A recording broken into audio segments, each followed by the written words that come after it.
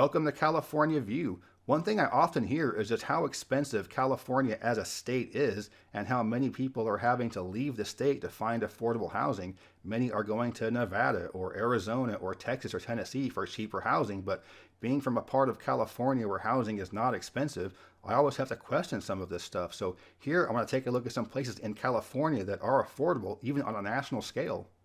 For this video, what I'm looking at are places where you can find a single family home on a quiet street in a nice neighborhood in a nice part of town that's move-in ready for under $400,000. So something in the $300,000 range, which is what you would expect to pay if you were to move to Nevada, Arizona, Texas, or Tennessee. So there are plenty of places in the state, but I have to say right away that almost none of them are along the coast. So what makes California so expensive is the coast and how that affects the climate. So you don't have to worry about having a heater or air conditioning for most of the year. So people are willing to pay a premium for that really nice climate. But once you get away from the parts that has that really beautiful climate, it's not going to be anywhere near as expensive, but you're not going to have the same beautiful coastal views or that same wonderful climate, but you don't have that in Arizona, Texas, or Tennessee either. So let's take a look at some places in California that are actually quite affordable. I'm going to generally go north to south through this video. I'm going to start with Eureka. This is along the Humboldt County coast in the far north of the state, and this is the cheapest city on the coast anywhere in the state. Crescent City, a little more north of there, closer to the Oregon border, has about the same housing costs as Eureka, but this is the most affordable place anywhere on the California coast.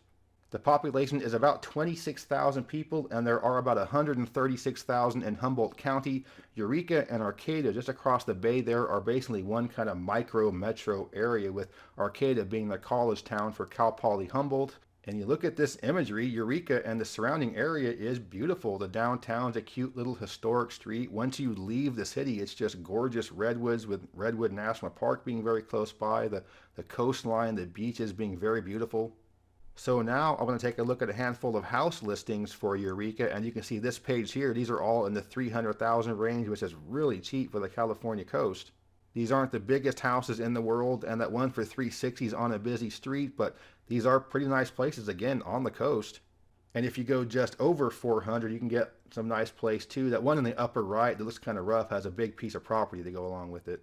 So how on earth can you get houses in a beautiful coastal town, all these beautiful redwoods, for these types of prices in California? Well, it's because Eureka is a little rough around the edges. The economy of this area has taken a pretty big hit through recent years, but it's led to the housing costs there being very affordable. And if the most important thing is for you to just be on the coast, have that beautiful climate where you don't have to worry about it getting really cold during the winter or really hot during the summer, well, this is really good, and again, the cheapest place on the coast you can find. The next city I want to mention is Redding. This is at the north end of the Central Valley. There are about 94,000 people in the city and about 182,000 in Shasta County. And so, as you might expect, everywhere else in this video I'm going to mention is not along the coast, and many of the places are going to be in the Central Valley. And I know that many coastal Californians look down on a place like Redding, but do know that Redding is much nicer than similar sized cities in Texas or anywhere in the southeastern U.S. So in the Central Valley, you're not along the coast, but you're a lot closer to the big mountains. In Redding, you're really close to Mount Shasta and Lassen Volcanic National Park and other beautiful wilderness areas. With it being a small city on a grid pattern, it's great for walking, and even though it does get kind of hot during the summer, it stays very mild from the fall through spring. I'll show some house listings here. These in the upper 200 range need some work, but they are still move-in ready in decent neighborhoods. If you want one with the work already done, you can go up to the upper 300s. This is still very affordable for California. And by going a little over 400, you can get some new construction even. So that's a decent sign of where the housing values are in a city, when you can get new construction in the 400 range. So yes, Redding is much more slow-paced than most of the coastal areas, but it is still pretty nice. And you have all that beautiful scenery around you and still a really nice climate. Staying in the same part of the state, I want to mention Chico.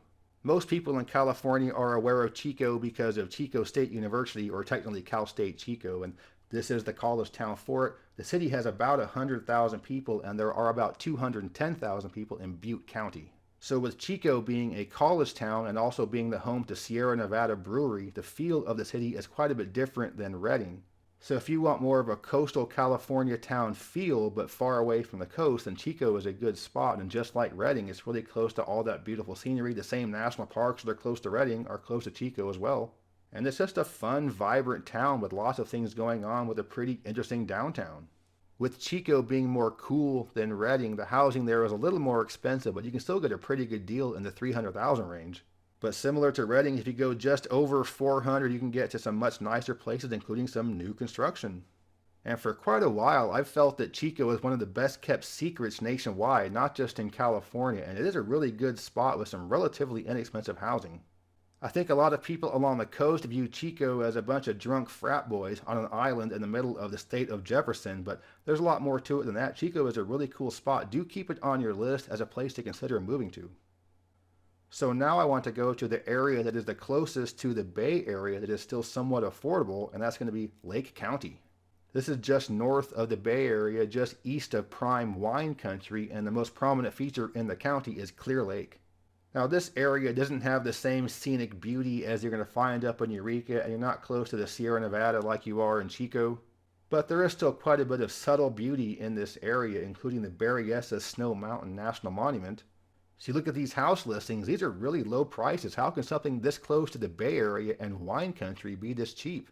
I think ultimately it comes down to how the area has been hit a lot by the opioid crisis, and in many areas like this you see a lot of what I call tweaker neglect. So people that are addicted to drugs that need to maybe put some work into their house just spend all their money on drugs. And many of the homes in areas like this just become really run down and lowers the property values. But with this area being so close to the Bay Area and wine country, I can see these whole towns almost becoming gentrified by tech workers maybe moving there type thing. But this is a very pretty area in a prime location in the state, but it has been, again, hit really hard with the opioid crisis. There are multiple towns you can talk about here. There's a town called Clearlake and also one called Kelseyville, and these are both places you can get some really affordable housing. But one thing you do have to be careful about with this one and some of the other ones I'll mention are you have to be wary of where you are from a wildfire risk. You don't want to be on a hillside surrounded by a bunch of tree cover, but there are plenty of spaces you can be in Clearlake and many of the other places I'm talking about where you can be out of wildfire risk with plenty of defensible space for your home. So Lake County is a pretty rough around the edges place, but it is located in a wonderful part of the state, so I can't see it being this cheap for too much longer. I can see a wave of people from the Bay Area or other spots realizing how cheap it is and how nice it could be if this whole kind of town, this whole county were gentrified. And I don't mean gentrified with massive new growth and new apartments and kind of stuff and changing the character of the size of the towns and stuff, but just some of the old abandoned buildings and burned out houses and just ones that have had tweaker neglect, just bought up by people that will actually fix them up and live there. Okay, next I'm going to the state capital, Sacramento. The city of Sacramento has about 525,000 people. There are about 1.6 million in Sacramento County and about 2.5 million in the Sacramento metro area. I've felt that Sacramento has been underrated basically my entire life. It's been overshadowed by the Bay Area and just the coastal parts of the state in general. It's much larger and more cosmopolitan than many people think, and it isn't just the state government as what's going on there. I think there's a really good food and art scene there that can compete with many other cities in the country, and I think it's very walkable, especially downtown and midtown. There's decent public transportation, and most importantly, it has relatively affordable housing. With that being said, Sacramento barely squeezes into consideration in this video, with the upper 300s being about the baseline of what you want to spend on a place that isn't in a complete gnarly area or a place that needs to be just completely redone like it's been gutted. But you don't have to go much over 400 to get to where you can have a house that's much nicer and doesn't need a lot of work done. But one thing about all these houses I'm showing, none of these are in the Midtown area, which is where I would want to live if I lived in Sacramento. You would need to go at least 500 to get to a nice house in that part of town, but that is still relatively affordable compared to what you get on the coast. But I think Sacramento is often looked down upon from people along the coast because, again, that weather is not the same. It does get really hot during the summer. And that's why I don't understand why so many Californians have moved to Phoenix. I want to hear an actual reason why Phoenix is in any way better than Sacramento.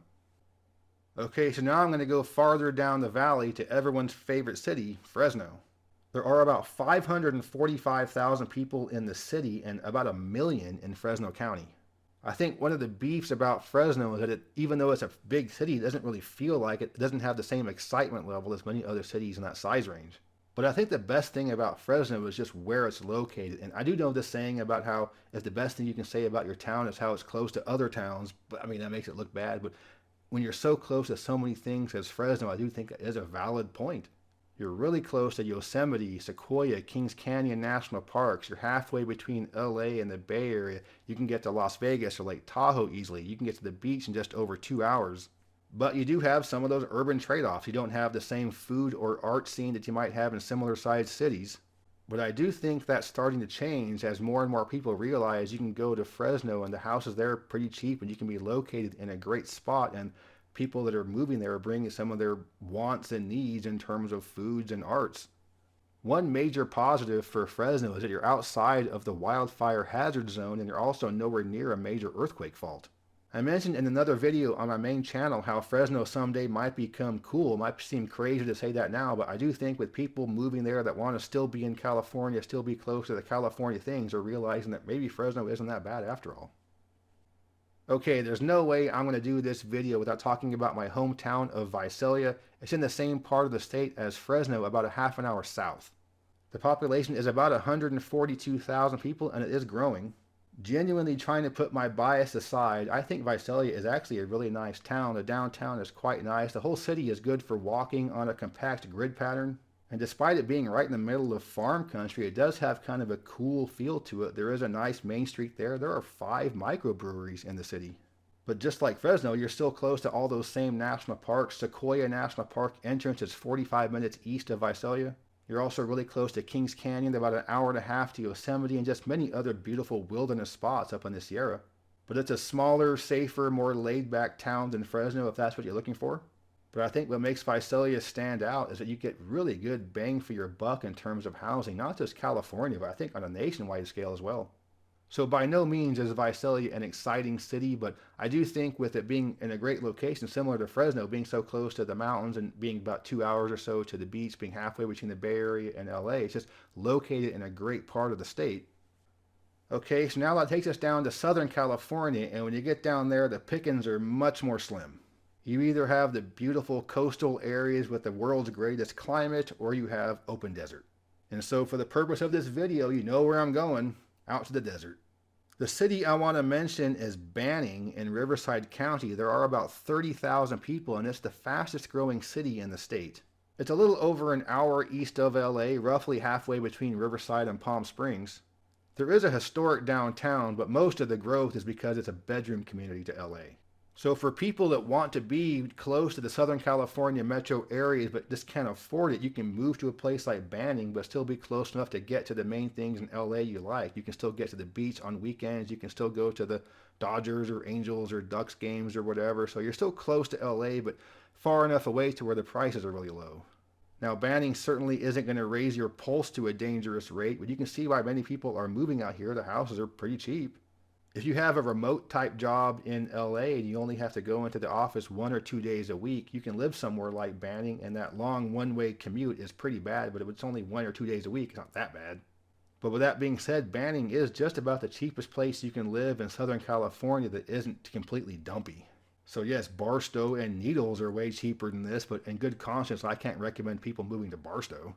So if you want to stay in Southern California but you can't afford the coastal areas, well, Banning's about the best you can do for the price. And I also wanted to mention how there are many places in the state that are much cheaper than the ones I'm showing here, but most of the ones that are a lot cheaper than this are cheaper for a reason. So like anywhere else in the country, there are plenty of places that are really cheap, but they're also pretty gross. So here I wanted to mention just some places that are pretty nice. So that's my look at a handful of places in California that I think are pretty nice, but are also quite affordable, especially compared to some of the places that people are moving to out of state. If you like this stuff, please give me a thumbs up and subscribe if you want more California specific content. This is my secondary channel, my side project, so only expect a single-digit number of videos posted on here per year. But yeah, thanks for watching. It's Kyle, California Dreamin' from 2,000 miles away.